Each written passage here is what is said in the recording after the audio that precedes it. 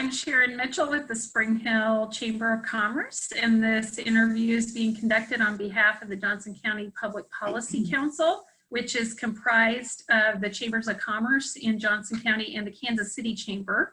Jointly, we host a site, votejoco.com, a nonpartisan site where voters can learn more about candidates for public office. Many of the candidates we will be interviewing have already completed candidate questionnaires, and they can also be found on votejoco.com. We have with us today Charlotte O'Hara, candidate for the 3rd District Johnson County Commission. And this district covers parts of Overland Park, Olathe, and the Johnson County portion of Spring Hill, as well as some unincorporated areas. Thank you, Charlotte, for joining us today. Well, thank you for having me. I'm going to turn the camera over to Charlotte so you can hear me, but you can hear her as well. So we'll start out today's conversation by spending just like 3 to 4 minutes with you telling us more about you and why you chose to run for Johnson County Commissioner.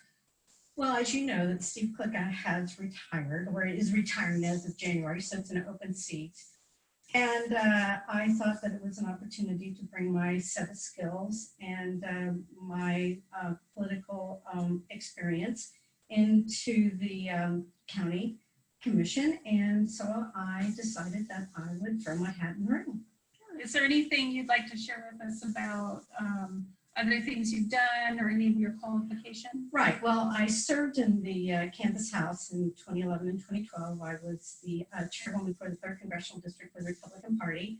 My background in business, I was a general contractor, did a little developing. That's been several years ago. I now own industrial buildings. And so I have a broad business background. Plus, I have a degree in education and homeschooled my 2 youngest children, and the youngest now is 23.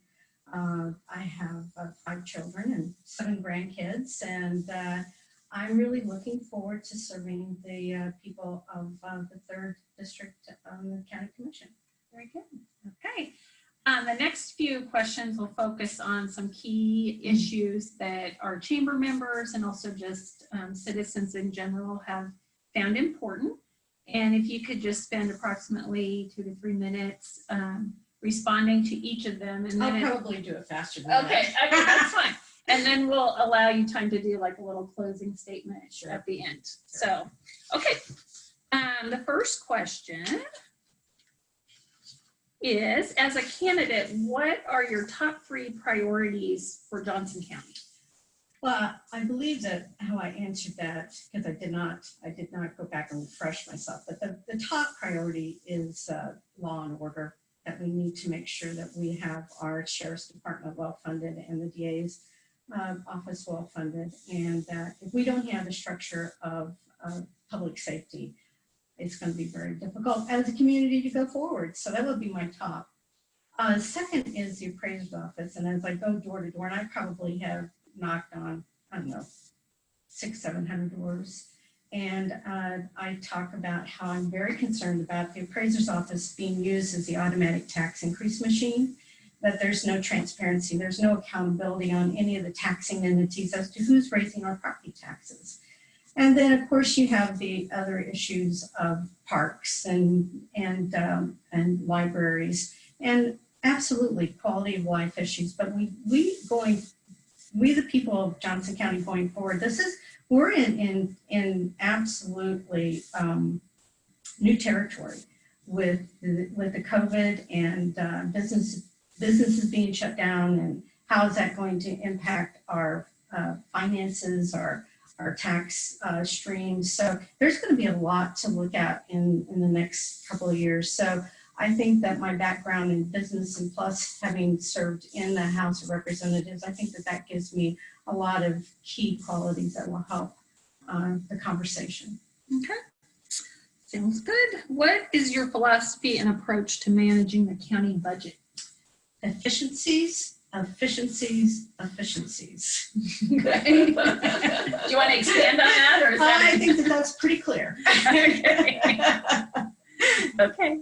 Describe your views on the balance between the distribution of costs and services between incorporated and unincorporated areas of the county. Okay, so I gave an example of the leapfrog development that the county commission actually okayed for Overland Park, because I live at Mission and 159th Street.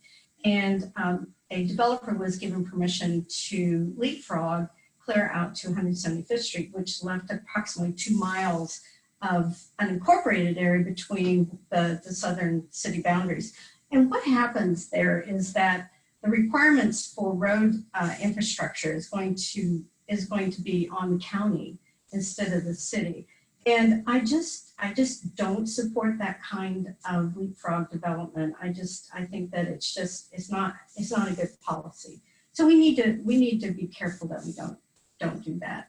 I think that the CARS program, where there's sharing of expenses between the county and the cities on road projects, I think that has been very successful over the years, and I definitely would continue to support that.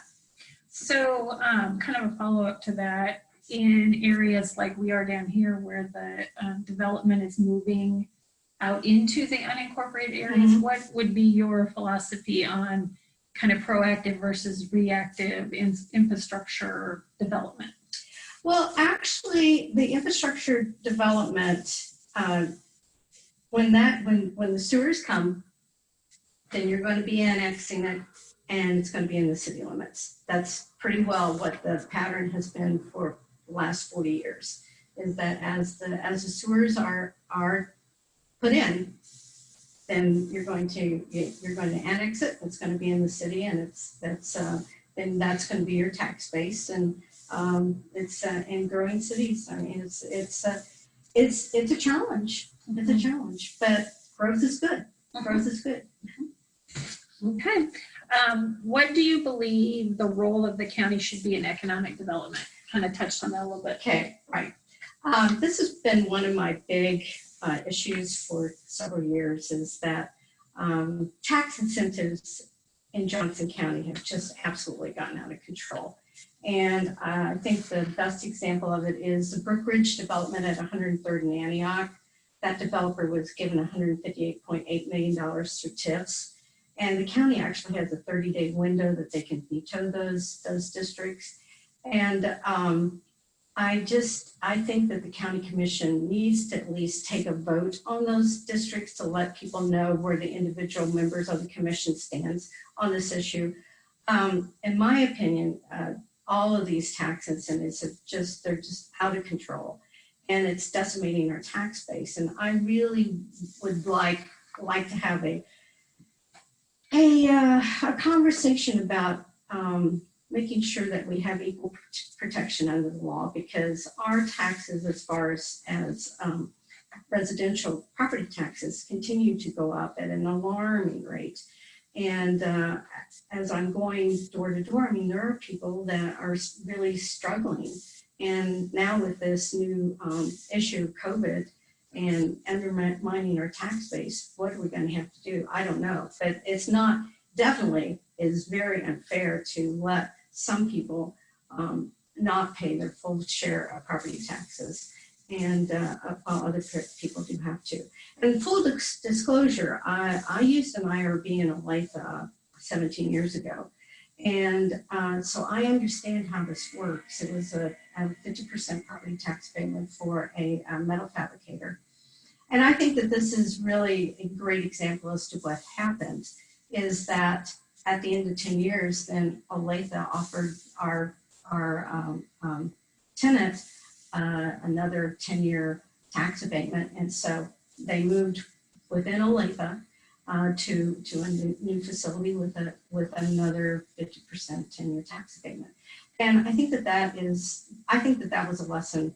It was a lesson that was a difficult lesson for me, but I learned it well. And Johnson County is a great place to do business, and the market works. And these huge developers that we're underwriting apartments, retail, offices, hotels. If these are viable projects, they're going to go forward. They're going to go forward. And we in the construction industry, we know how to get things done.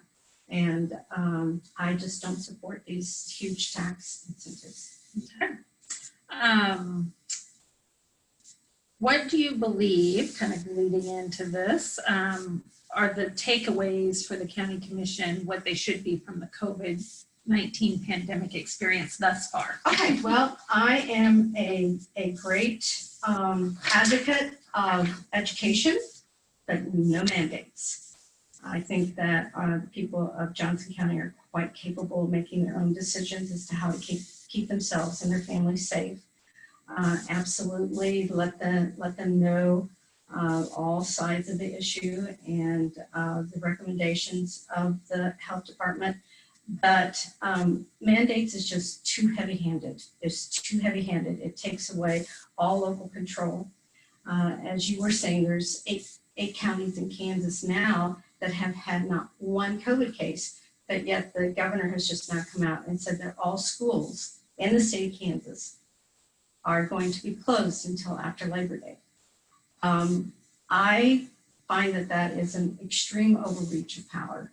And I think that the local governments should have a role in this. And again, you advise the public, and then you trust the public to act in a reasonable way. Mm-hmm. Okay. And then this is kind of the final question, and then you can kind of lead into your closing after this. But what do you believe, you kind of touched on this a little bit, but distinguishes you from your opponents in the race? And then if you want to add anything else you'd like us to know about you. I think my experience, and especially, both in politics and in business, and I would just be very honored to represent the people on the county commission for the 3rd District, Southeast Johnson County. I think that I had a real compliment. I was meeting with one of the commissioners out of Cafe 56 last Friday, and a couple of guys came up that I've known for years, but I hadn't seen them. I hadn't seen them in 15, 20 years. And one of the guys looked at me and he said, "You know, Charlotte, your position on issues has never changed." And I go, "I am who I am." So I'm not going to blow with political winds.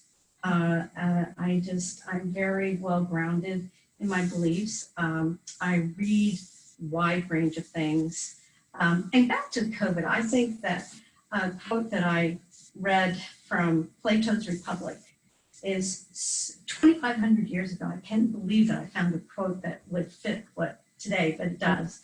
And it's Socrates speaking, and he says, "Thus Herodotus, his struggles against death left him no time for the business of life." And I think that that's the balance that we have to realize, that we are about the business of life. And we have got to find a way to get through this without these massive shutdowns. And because it just destroys our economy, it's hard on all of us. We're social people. So I know that we're going to get through this, but mandates and heavy-handedness of government is not the way. Okay. Well, thank you for joining us. Thank you. We'll end the recording there.